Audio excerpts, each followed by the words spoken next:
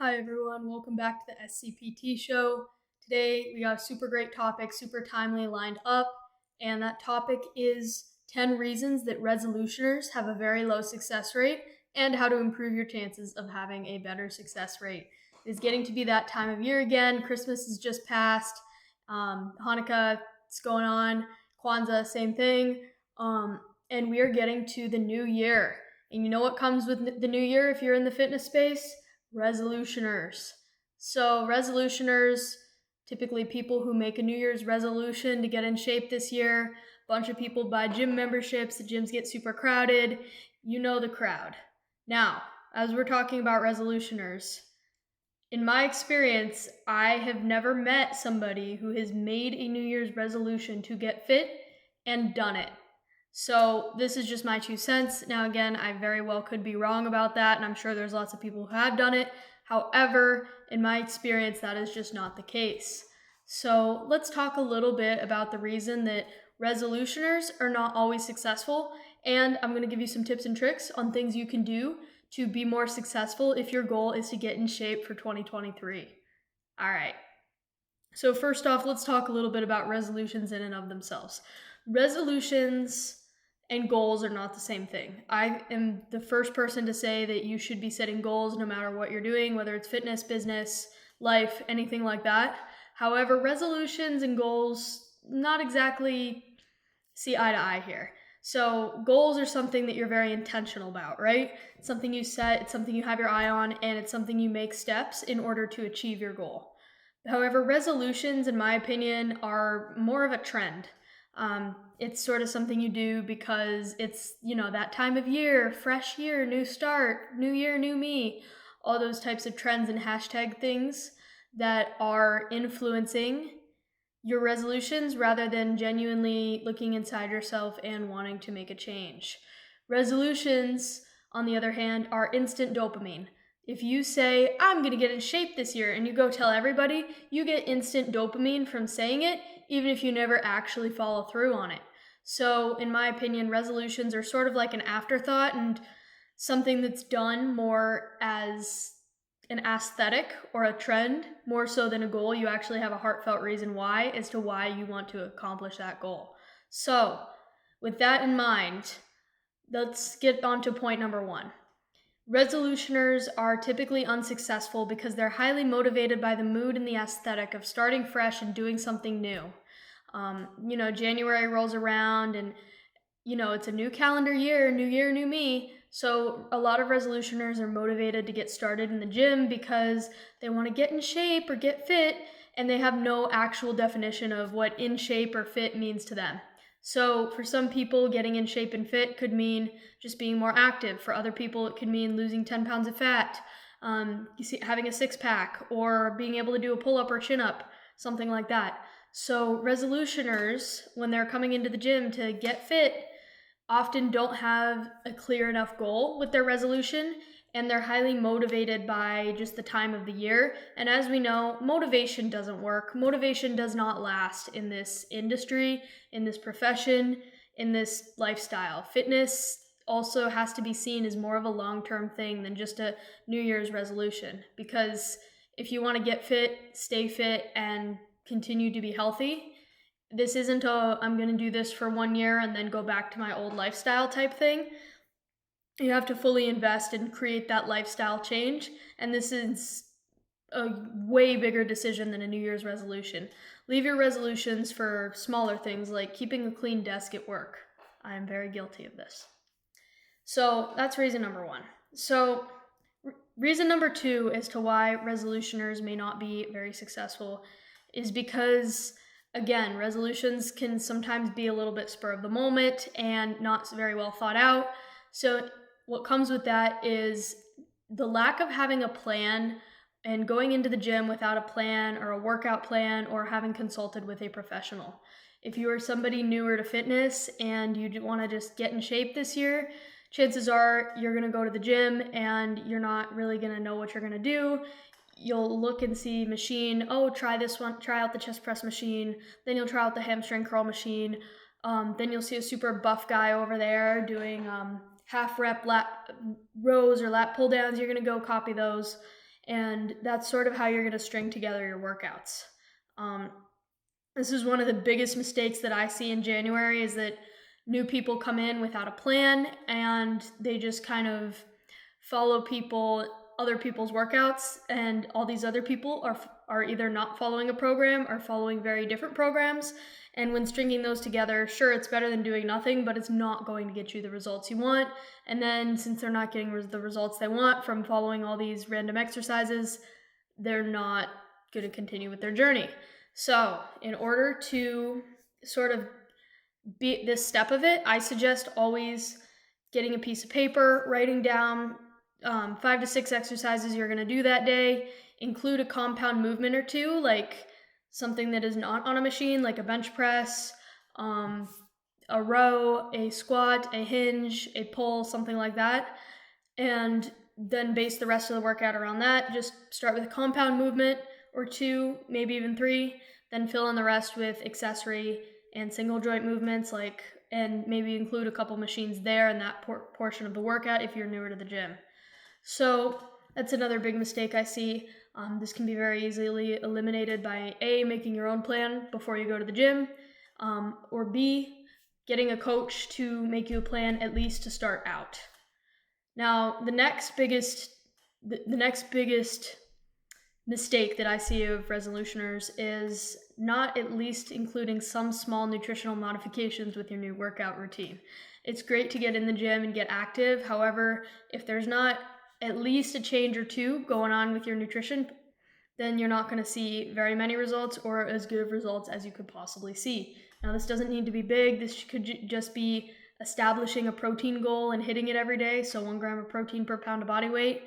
Or it could be something like not eating dessert every single night. And those are small changes that are going to do a whole lot more for you than just changing nothing about your nutrition routine and going about a new workout plan. Now, next up is very similar, which is starting a workout routine and working out for an hour a day with no regard for the other 24 hours in the day. This is something I see that's very common. People will go to the gym, go super hard for an hour, and maybe even follow a structured program, but have no regard for the other 23 hours in the day. So what are they going to do? They might sit on the couch, watch Netflix, even if they have made nutrition plans, just not get a whole lot of movement in during the rest of the day. And then something I would suggest to do is to pair more movement with your gym goal for the new year to get in shape for 2023, because the truth is that it's our total daily energy expenditure and our non-activity energy expenditure that burns most of our calories for us. And by not getting active during the rest of the day, other than the hour you're at the gym, it's just low-hanging fruit, and you want to always do the things that are easy to be done. It doesn't have to be much as well. This could just mean getting up and doing 10 jumping jacks between every episode of Netflix you watch. Or it could mean parking a little bit further away from the grocery store or your errands when you're going to do any errands or shopping. Or it could mean taking the stairs at work instead of the elevator. Or if you're going a long way up, take the stairs for the first 2 flights, catch a ride on the elevator the rest of the way. All these things are really good ways to increase your daily energy expenditure, which will give you the best results in the gym. Now, another thing I wanted to talk about here is something else I see is gym intimidation.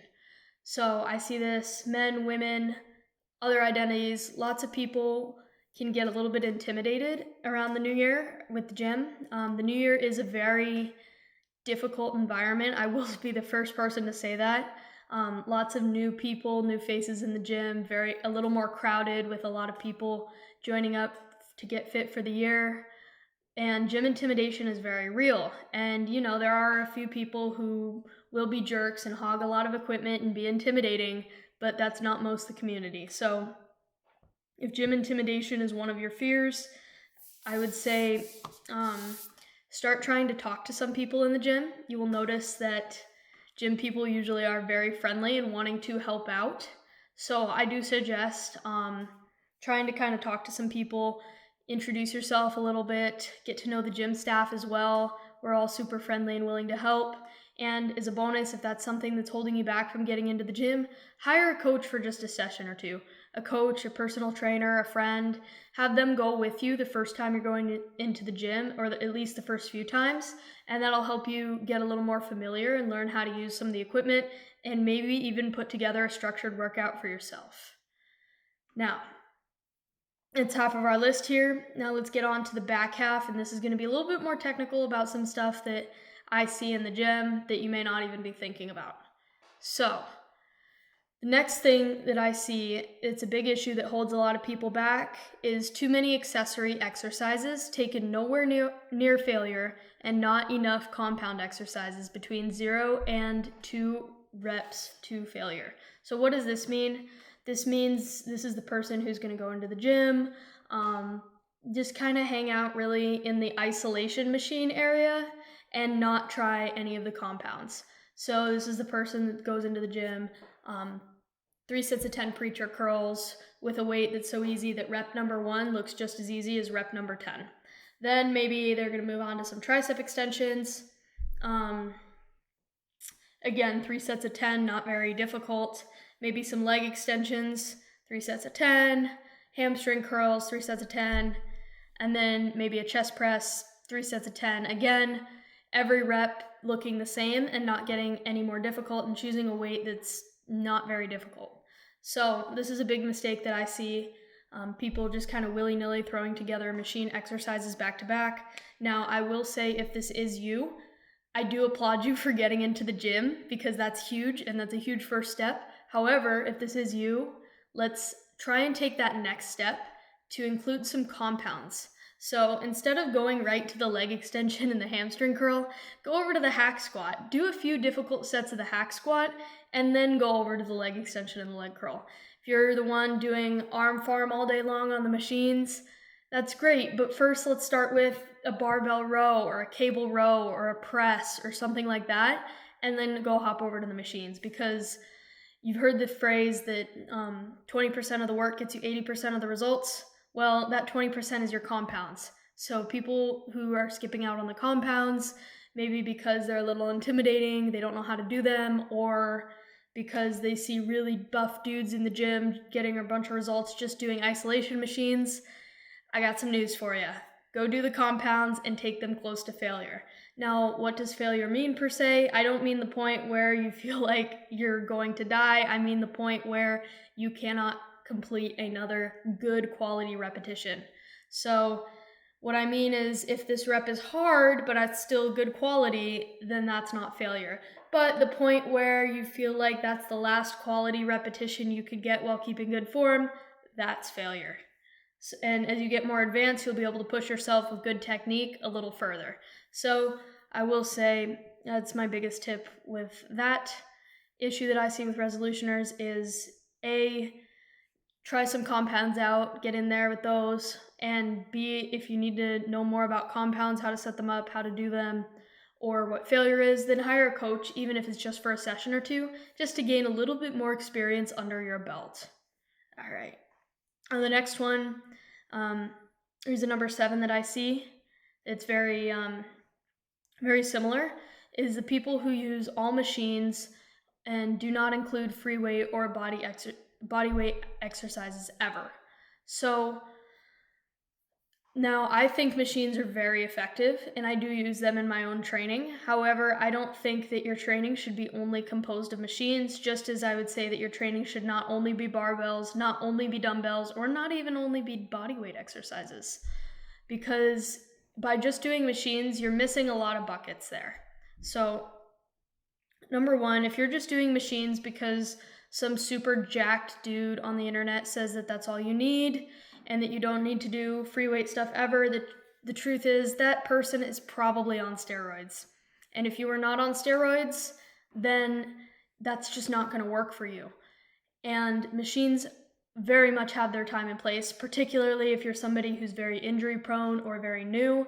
However, you should be working to include some free weight stuff in your program, even if it's just a little swap at first, like swapping the machine preacher curls for a free weight dumbbell curl is a great swap to make to start to get acclimated to some of those free weights a little bit more. Don't be afraid of the free weight section. I think the risk is about the same. when you're doing free weight exercises correctly. And remember that any exercise done poorly, you have a chance to get injured. So, and again, if you don't really know how to use those, I suggest asking an online coach like me. If you have any questions, you can send me an email at morgansscpt@gmail.com, and I would be happy to answer any questions you would have about form or exercises and send you some videos just for free to help you out. Or go ask a personal trainer in your gym or somebody who's a little more experienced than you to show you how to use some of those free weight exercises. Another thing I wanted to talk about was body weight exercises. Another mistake that I see people making is never including body weight exercises. Never including things like push-ups, pull-ups, dips, body weight squats, pistol squats, things like that. Now, if you're advanced and you've been in the gym a while, I definitely understand that push-ups and things like that are not going to challenge you, but I do encourage you to venture into dips and some chin-ups, even if they start just as more of an accessory, then kind of progress those and add some weight to those, because those can have really big benefits. An additional benefit that you get with body weight and free weight exercises that you don't get with machines is increased stabilization. Your body's going to learn how to stabilize itself a bit more with the free weights, whereas that stability is done for you on things like the leg press, which by including some free weight exercises is going to teach your body how to become more stable. Then when your body becomes more stable and you go back to the machines, you're even stronger and working the target muscle even more than you want to. And it's just the best way to build overall stability and athleticism if that's a goal of yours. So make sure to have a good balance between free weights, body weight exercises, and machines. All right, now, reason number 8 that I see that prevents resolutioners from being as successful as they could be is skipping a body part. Now, we all know this. The dudes who skip leg day and walk around kind of looking like SpongeBob or Latman. It's not just dudes, though. Women who skip chest because they don't want to change this area of their body, things like that. There's lots of reasons that people skip body parts, but I do suggest do not skip any body part because you are limiting your results. Let's talk a little bit about legs, particularly. Now, nobody likes leg day. I don't like leg day. That's why I don't do a full leg day. What I do is I split my leg work up into different days so I don't have a full day of legs, but I don't skip legs. I know they're not as fun. However, leg day is huge to get you results. The legs make up lots of your muscle mass, and by failing to train them, you're failing to reach your muscle mass potential. Doing your squats, RDLs, deadlifts, things like that, it's going to put some muscle on your legs, which is going to help to reduce your body fat percentage because muscle burns more calories than fat, and it is just untapped potential by skipping your leg day. Don't skip your leg day. Build your metabolic engine, which is in your legs. The more muscle you can add, no matter where it is, the better. So don't skip any body parts. Another thing that I see is sometimes women skip chest. I don't suggest doing that because if you want to build those rounded out shoulders and kind of hourglass shaped physique, you definitely have to be hitting chest, and because neglecting a muscle group can be extremely dangerous.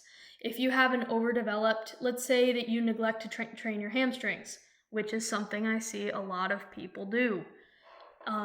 Your quads are going to become overdeveloped. Let's say you hit your quads a lot but never hit your hamstrings, no deadlifts, RDLs, anything like that. Then if your quads are overdeveloped, you have a chance of injuring either your quad or your hamstring because those muscles are back to back and they're synergistic and antagonists. So it's important to really evenly develop your physique or else you risk some serious injury in the gym and outside the gym.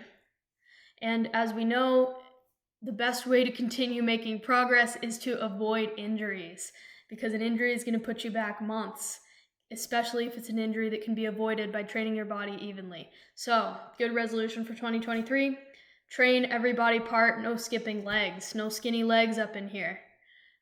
Now, reasons number 9 and 10. Number 9 is waiting until the new year to start. Now, this gets back into that aesthetic thing. It's the aesthetic of the new year. Wait for the motivation of the new year. No. Just try and start now. Trust me. We have a few days left of 2022. So use some of those days, get the gym membership before the price goes up for the new year, because trust me, the New Year's deals aren't that good. And get into the gym when it's less crowded before the resolution crowd gets in, so that you can learn to establish your routine a little bit. So I definitely suggest starting before the new year, especially because motivation is low and you want to build that habit. All right? Listen very carefully to this part. Going to the gym is a habit, just like brushing your teeth, walking your dog, um, cleaning your car, cleaning the snow off your car before you drive anywhere. This is all a habit. So by building that habit up, you are just strengthening the neural pathways when you do it. Every time you perform an action, you strengthen the neural pathways and make it easier to perform that action again. For example, if I go brush my teeth every night. And so at nighttime, I know, oh, it's going to be time to brush my teeth soon. So I'm going to go brush my teeth. That neural pathway is very strong because that's something I've done for 20 years. And getting into the gym now is just going to make it easier in the New Year's, and it's going to be a habit by the time that the New Year's motivation starts to wear off. So I suggest start now if you can. And now, reason number 10, possibly the biggest reason that resolutioners do not see results. Drumroll. Giving up when you don't see results. A lot of resolutioners like to go gung-ho in January, and then by February, when they don't really see any results, they give up. Now, I understand that it can be frustrating to do all this work and not get anything from it. However, again, like I said, the gym is a very long process. This can't be a temporary 2-week, 30-day challenge. This has to be a lifestyle adaptation. And no matter how you do it, if you want to take it easy and just go once a week for 52 weeks, you're going to see way more results than going every day for 30 days. So the biggest mistake that I see is people giving up when they don't see results. And you should just know it's going to take about 3 months to really start noticing results, 6 months for your close friends to notice, and 9 months for everyone else to notice. So that's my message to you. Those are the 10 reasons that resolutioners have a low success rate. And along the way, I gave you some tips to combat each of those reasons. But overall, my biggest thing is, 1, make sure this is a lifestyle change and something that you're very serious about before just tacking it on to the New Year's resolution list. 2, hire a coach, enlist a friend, or ask someone for a little bit of help as you're just starting out in the gym to make sure that you're doing everything correctly and to get you set up on a proper program. And number 3, do not wait for the perfect time and do not give up when you don't see results right away, because trust me, it will be worth it in the long run to invest your time now to get great results later. Thank you for coming to my show, and Happy New Year, everybody.